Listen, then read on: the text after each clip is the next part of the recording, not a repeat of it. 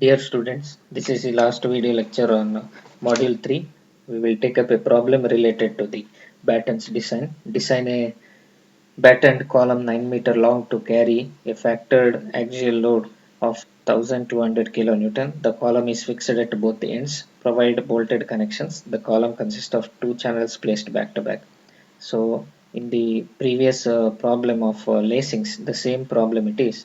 Instead of lacings, we are going with the battens. So the same section we will adopt. Provide to ISMC 350 at 413 Newton per meter. The spacing of channel is 220 millimeter. So you are going to get it using equating the I values. 2 IZZ equal to 2 into IYY plus A into H square. So L divided by R naught equal to 42.825.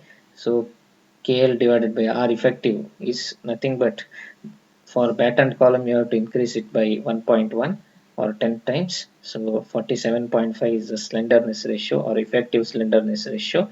So always it is a built up section. So class 3 buckling class is 3. So from table number 9C for KL divided by R equal to 47.1 and Fy equal to 25 Newton per millimeter square, FCD equal to 187.5 Newton per millimeter square. Therefore, capacity of the built up column PD equal to AE into FCD. The answer is 2012.25 kilonewton greater than 1200 kilonewton the applied load. So it is safe. Now the design of battens very important. First of all, we will calculate spacing of the battens. So for calculating the spacing of battens, the L0 divided by RYY should be less than 0.7 times the slenderness ratio of the built-up column. Therefore, L0 is less than 0.7 times RYY. RYY is taken to the other side, KL divided by R effective. That is 0.7 into 28 into 47.10. Therefore, L0 should be greater than, L0 should be less than 933.05. So, also, we have another clause for that. L0 by RYY shall be less than 50. So L0 is 50 into RYY. So the answer is 1415 millimeter. So the L0 value should be less than these two. Therefore, we will provide batten with a spacing of 900 mm. The size of end battens, assuming 20 mm diameter bolt, let us calculate the edge distance. Edge distance works out to be 30 mm. Therefore, the effective depth equal to S plus 2 into CYY. We have already seen this in the previous video lecture according to the clause 7.6. That is equal to 269 mm, which is greater than 2 times the flange width of the channel section. So it is 200 mm. Hence, the effective depth is okay and safe. Overall depth is 269 plus 2 into 30. 329 we get. Let us round it off to 340 mm. Therefore, the thickness of the batten plate is always 1 by 50 times 220, that is the spacing, plus 2 into the gauge distance. So it is 8 mm. The length of the batten plate now 220 plus 2 into 100, it is 420 mm. Hence provide a batten of size 420 by 340 into 8 mm for end battening plates. Now size of the intermediate battens, effective depth should be equal to 3/4 of effective depth of end battening plate. So it is 202 mm, which is greater than 200, it is okay. Therefore let us adopt 210 mm and overall depth is 210 plus 2 into the edge distance, it is 280 mm. Therefore, provide intermediate battens of size 420 by 280 by 8 mm. Now the design forces we have to calculate the transverse shear Vt or simply V. Vt equal to 2.5 times of 2.5 percentage of axial load. It is 30 kilonewton. Therefore, longitudinal shear for one batten at each connection Vb equal to Vt into L naught divided by Ns, which is there in the clause 7.6. That is 30 into 10 raised to 3 into 900 divided by 2 into 220 plus 2 into 50. It is 42.18 kilonewton. The S value is already known to us.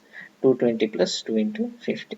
Now the moment m equal to Vt into L naught divided by 2n, it is 30 into 10 raised to 3 into 900 divided by 2 into 2.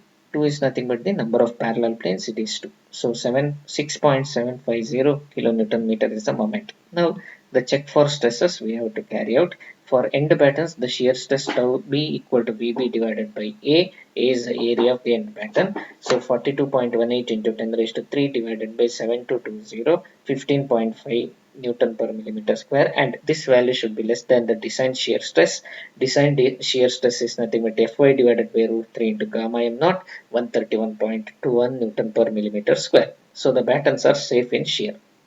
Coming to the bending stress, sigma equal to m by z. Sigma is the bending stress, m is the moment, z is nothing but section modulus. So it is equal to 6m divided by d square divided by d square into t. So upon substitution, we get 43.8 Newton per millimeter square. The design bending stress sigma d equal to Fy divided by gamma m naught. It is 227.3 Newton per millimeter square. So sigma is less than sigma d. It is safe.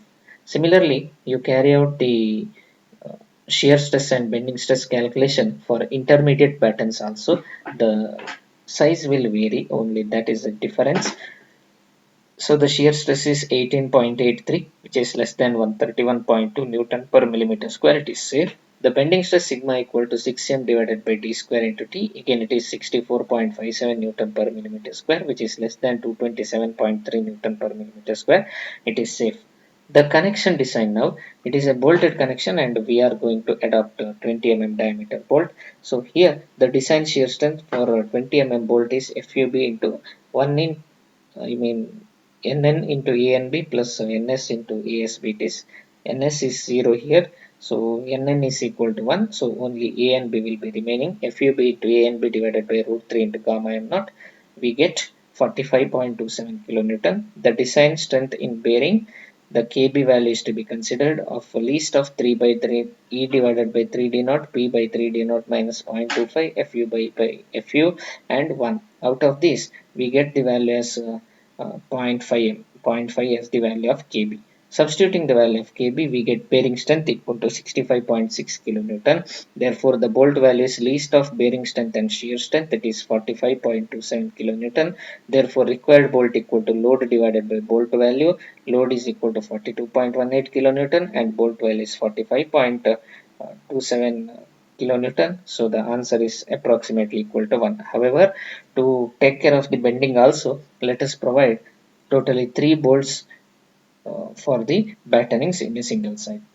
So the last step uh, before doing the detailing is, finally we have to do the check for stresses in the bolts. So force in each bolt due to shear equal to force divided by N. It is 42.18 into 10 raised to 3 by 3. It is 14.06 kilonewton. The pitch of the bolt is half into 340. 340 is the total width minus 2 into 35, which is the edge distance. The answer is 135. Therefore, the force due to moment equal to m into r divided by summation r square. So here r is equal to 135 only. Therefore 6.75 to 10 raised to 6 is the moment from the previous sections into 135 divided by 135 square plus 135 square. It is 25 kilonewton. Therefore the resultant force is square root of above two forces. Force due to shear in each bolt and force due to moment. That is 28.68 kilonewton, which is less than the strength of the bolt, that is 45 something kilonewton. So therefore the design is safe. Again safe.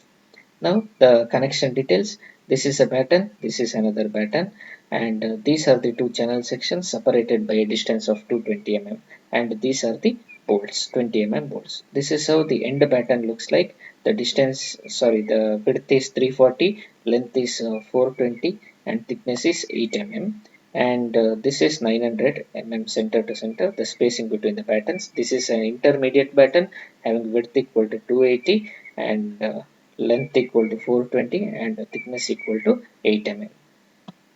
This is how you can do the design of pattern columns. Any doubts you have, you can clarify at any moment. In the coming video lectures, we will go with the new module, module number 4, and then we will go with module number 5. Thanks for watching.